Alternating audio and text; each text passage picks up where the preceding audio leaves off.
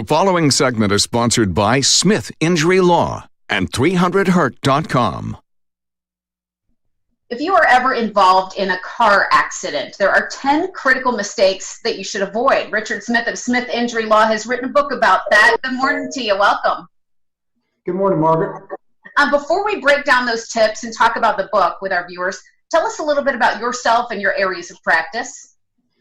Well, I've been practicing the law since 1987. I'm licensed in South Carolina and North Carolina. I handle automobile accidents, workers' compensation claims, and Social Security disability claims. And I handle most of the cases myself. I have brought on a new partner, Scott Becky, who has got over 20 years experience also in the same area. He's also licensed in North Carolina. So we have a good team.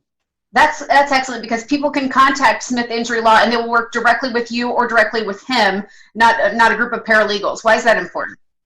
It's very important because some of these law firms that advertise so much on TV are basically big warehouse type effects. They don't have as much personal interaction with the individual attorney. Now, that's just my opinion. I'm not trying to compare services. The law doesn't let me do that.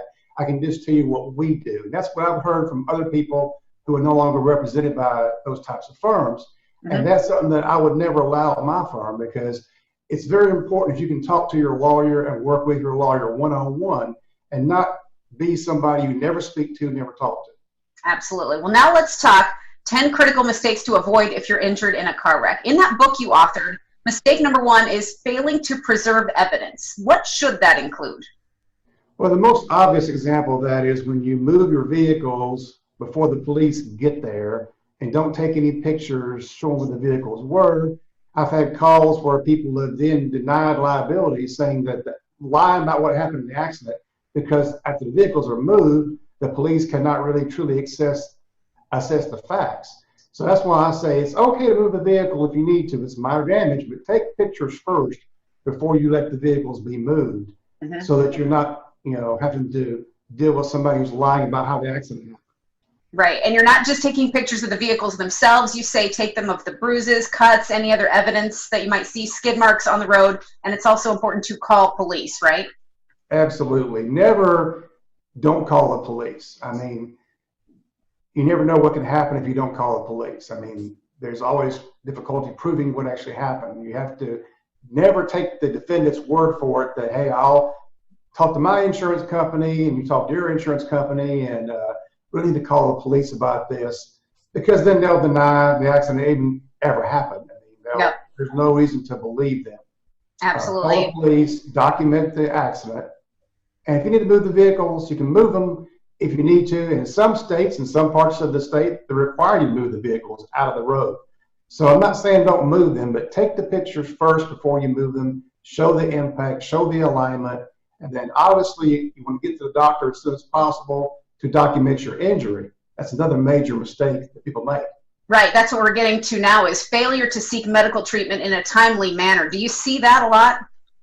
Often. I mean, people say, well, I'm sore, I'm hurt, I'll wait and go to the doctor. Maybe they wait 10 days, 14 days, and they say, this is not really going away. I need to go ahead and go to the doctor and get checked out. Well, now you've created a 14-day gap, and the insurance company's going to try to claim that the injury didn't come from the accident, but from something else. So it's better to get checked out either at the emergency room or by your family doctor as soon as possible after the accident to document the injury. And be sure and tell them, hey, I was in an accident, my neck and back are sore, my leg is sore, whatever your injury is, report it to your doctor so that the doctor would document it properly. Well, there's a lot of valuable advice, the things we've talked about and more in that book, and people can request it from you. The number on screen now, they can get in touch with you by calling 864-300-HURT or visit 300hurt.com. Anything else to cover before we go today?